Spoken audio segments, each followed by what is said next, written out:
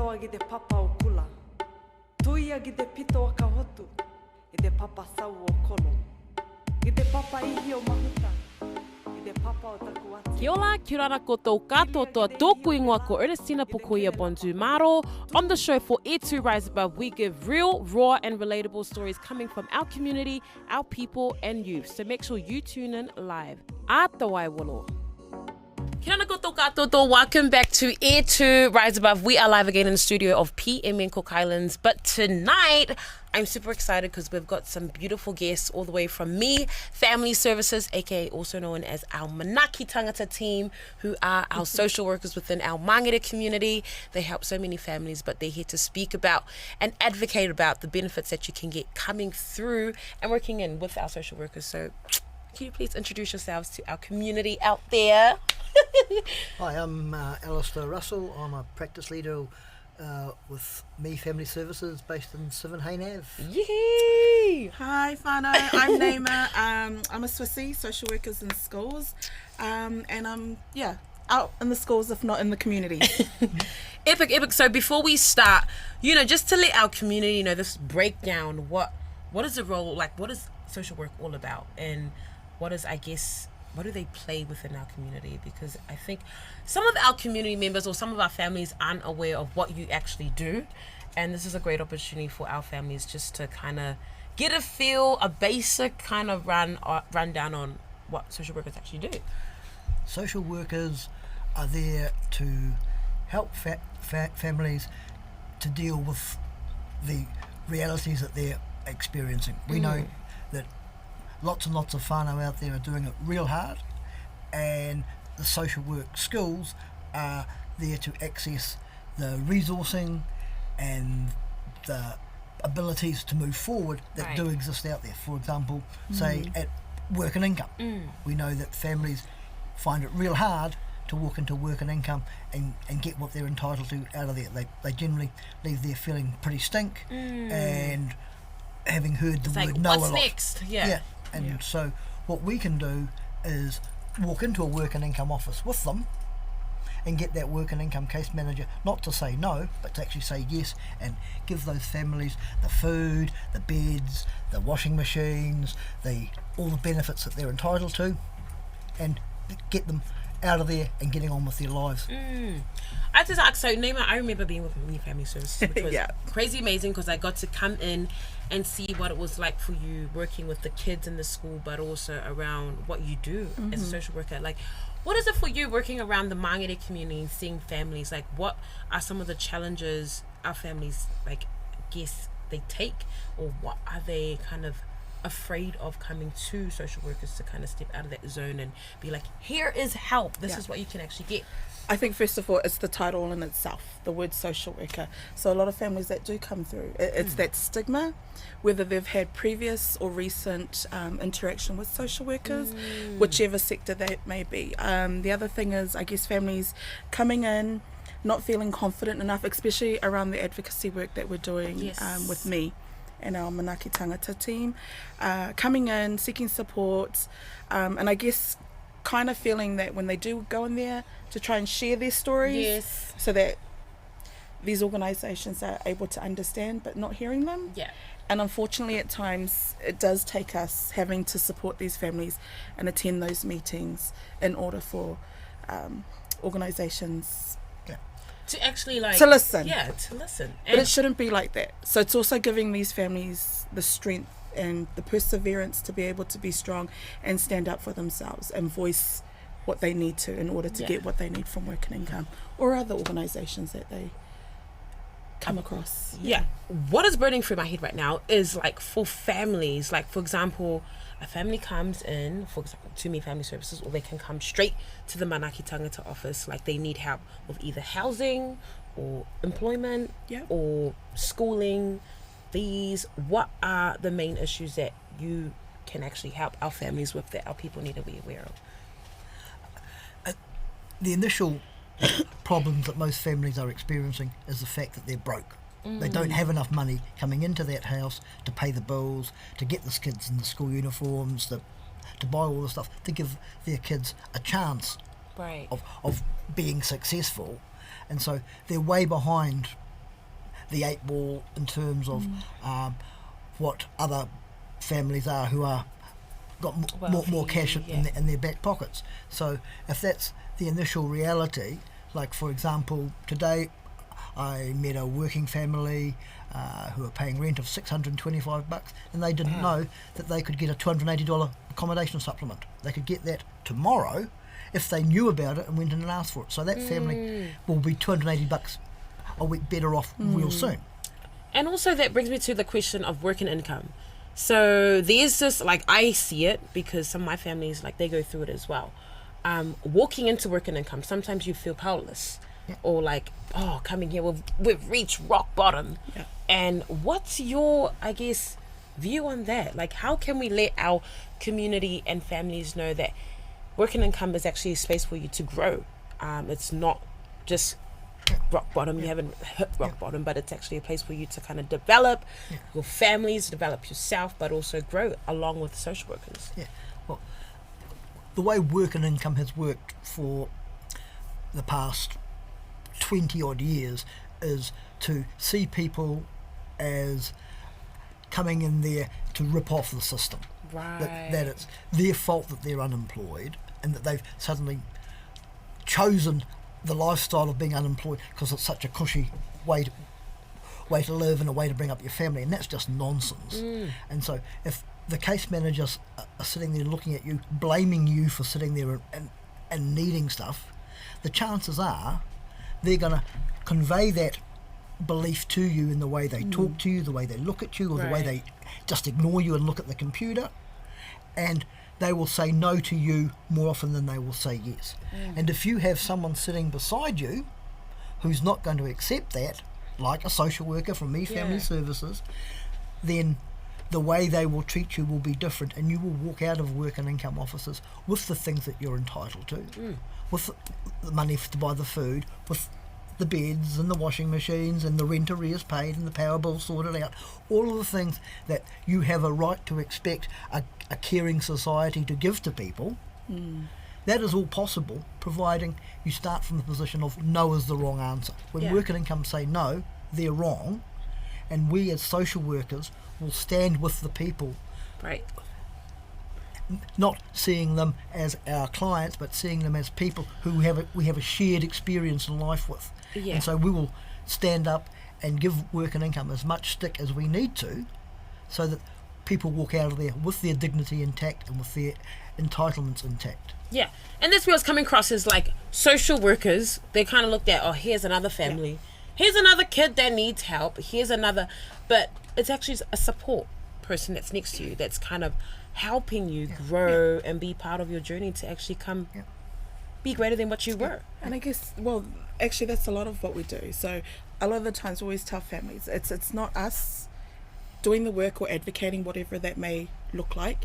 It's about us taking the journey with them and them leading the goals and whatever the issues may be, and us just navigating with them, and whatever comes down the path, we support them in trying to overcome those obstacles. But so we're giving people information about choices, and they make their choices about what they want to do, and they effectively are our boss in terms of our work with that family. Those parents are our boss in terms of what they tell us they need. We're not telling them what's good for them, they're telling us what they need. Do you feel that because of the Ministry of Social Development, as they've changed their name from Work and Income a lot, do you feel, is it because of the ones that have broken the system, the way that they are now, and then why they're hard on why the putting that help out to a lot of families? Could that be the case why they're hard on watching it case again, like you guys mentioned, and here's another family? Is that the reason why, for what they or how they interact? Because there's a lot of those who have broken or have given the Ministry of Social Development have given the help, and yet it's been thrown back at their faces because a lot of them have been broken the law. I think that is a misconception that exists out there, because if you're wanting to think about who's breaking the laws and who's ripping off the systems, it ain't people who are Pacifica and Māori, the people who are breaking the laws and ripping off the systems, are people who look like me. They're Palangi in suits and ties who are screwing the system, taking out millions and millions of dollars in tax evasion and ripping off their workers and doing a whole pile of stuff so that people at the bottom are then feeling the brunt of how a system is geared up to make them feel guilty for being at the bottom, whilst the rich are laughing all the way to the bank. The gap between the rich and the poor in this country has never been greater today than it has ever been in the past.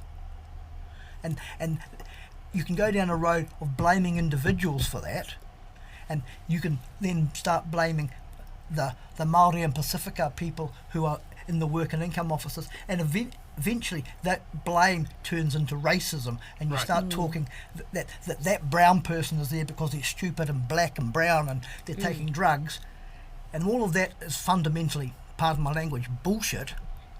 And what we need to do is be thinking about how the systems have created that sort of stuff. Because it's a family show, so we'll just take it easy on the lingo there. I love it.